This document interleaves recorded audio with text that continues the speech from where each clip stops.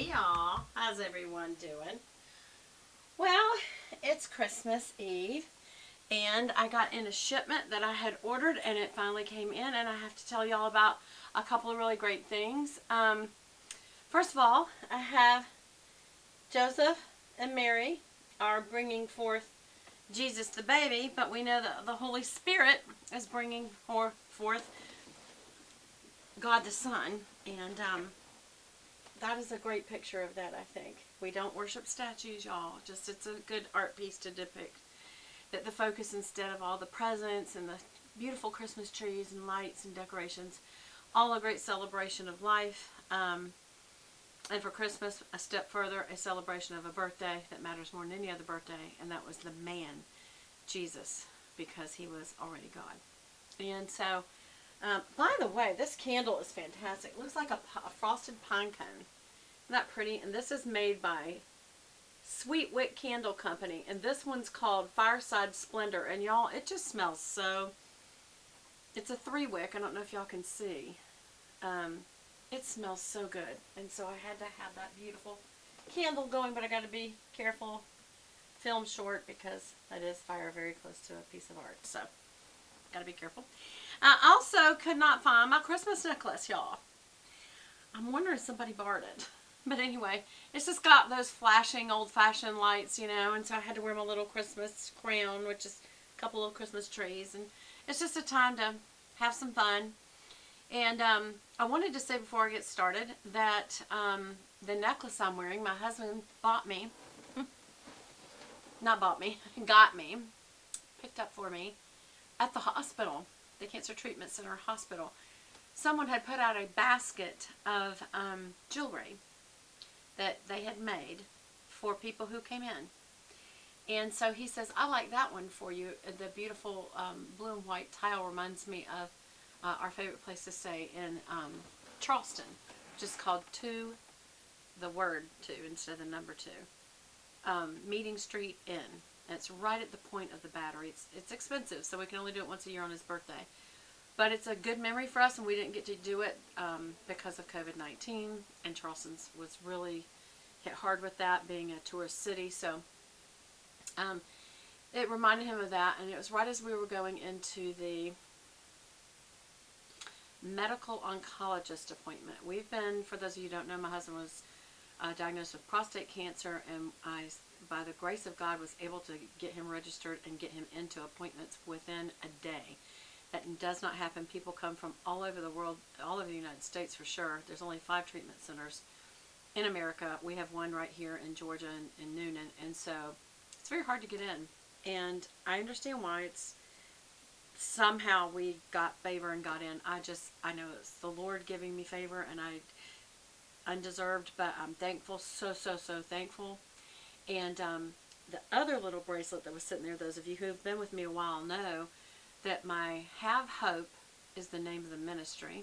And if you'll notice my little Hope butterfly, which is actually 2 bees back to back, so Beth you can, and it's a butterfly, and it's on a white background with gold glitter, and it's hot pink and orange. And so I looked at this, and this was gold, hot pink, and orange beads. And I said, could I have 2? And I thought, why would you even ask that? She goes, of course. And I said, this is my Have Hope bracelet. And after that appointment, we have had a good report. His cancer was stage 1. The problem which is good, it's very early stages. The problem is the Gleason score with that is actually almost more important even than the PSA, which was elevated. But the big concern was the Gleason score. And the Gleason score was intermediate, which pushes very close to aggressive, urgent need kind of stuff. So we looked at surgery, we looked at radiation, and to make a long story short, when we looked at surgery yesterday, we both came home very depressed because of what it does to a man.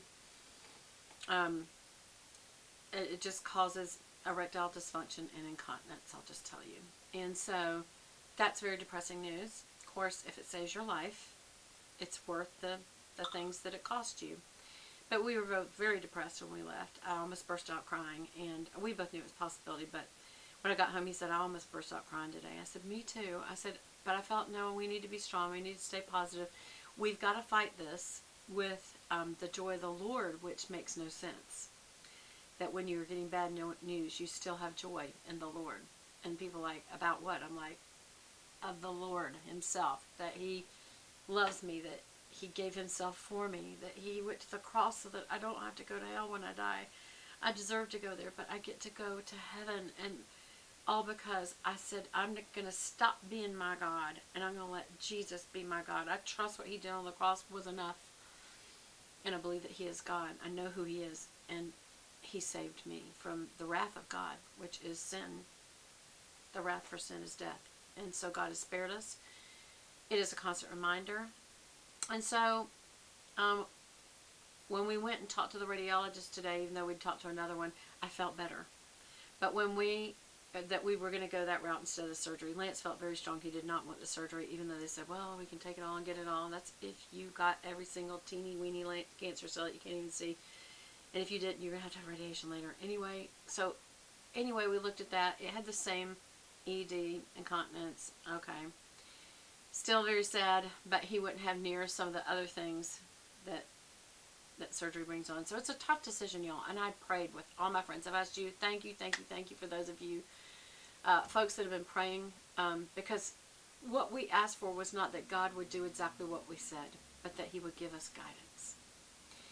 And he already knows what our desire is for Lance to be healed. And so by the time we got out of the radiation one, I felt better, but I still felt like there's going to be these side effects, and we'll just get through them. It's better than going through what, the surgery side, I guess. I guess so. He feels much better about it. He's not nearly as depressed, so we felt better. But when we finally went into the medical oncologist, who also adds hormone therapy, again, it takes away a man's desires for his wife. And this is a fact, y'all. I just have to say it. That doesn't mean it takes away his desire for me.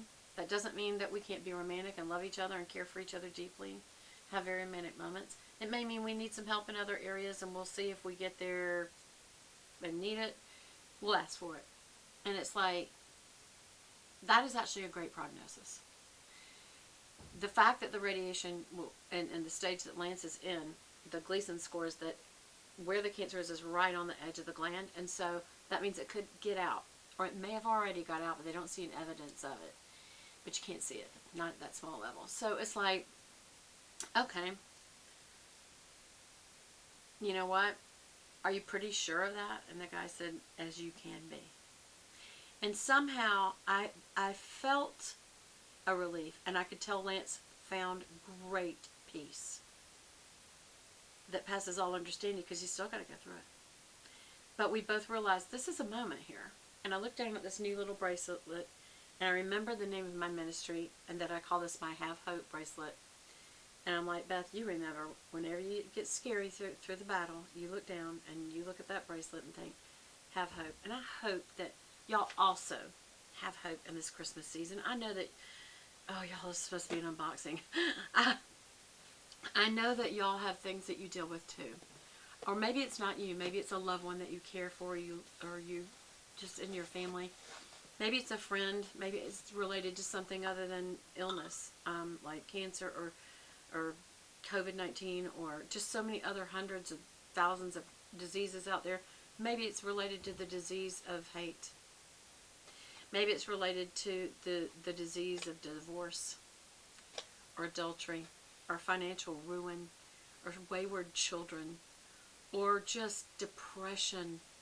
I say just, I should have said it that way. I mean, depression's hard to put your finger on what it is, and sometimes it's that, but it's big. Or anxiety that comes out of nowhere. It didn't have a cause, and it's just there. And other kinds of stuff, mental, emotional, but most of all, spiritual. Doubting, being frightened, not trusting. These are the worst of all. Because when you have any of these other things, you turn to something. If that's there, it's nothing. Can I tell you something? Those are the times for a Christian, and if you're not a Christian yet, I would highly encourage you to ask Christ to come to you and be your Lord and Savior. He's waiting. He's right there. And when he comes to you and comes and lives in you by you asking him to, little by little he will build your faith, and more and more and more and more things happen. Can I tell you that happened to me today? I had a faith builder moment. First of all, the fact that someone was so selfless that they would make things to give away and take it to a hospital. So that when people come to check in for an appointment where they're not feeling very happy and they're just not having a great moment, but there's a little something. It's a little pretty necklace that reminds me of a favorite place we love and we've been to so many times. And then this other one that just, does this grow my faith? Yes. Can I tell you why? You can call it a coincidence all day long, because the name of my ministry is Have Hope, and I needed to hear that today. Instead of telling you to have hope, I needed to have some hope today. And here's this little Have Hope bracelet just sitting there with my colors, and it's pretty, and I'm going to be wearing it every day, and it's because of the selflessness of someone else, not just the girl that made the bracelet, but the God who gave up his life. Y'all, I hope at Christmas time, more than any other time, but not just at Christmas time, you stop and look at the greatest gift. We have gifts, right? But the greatest gift is the gift of life eternal with God forever. Somehow this just turned into something besides an unboxing. Would I call it my Christmas message? Yeah. And while you're at it, go read Luke chapter 2 in the Bible. You'll see a pretty great story about Jesus and the birth of the Savior. And that's where I'm going to leave it today. I'll do the unboxing later, okay?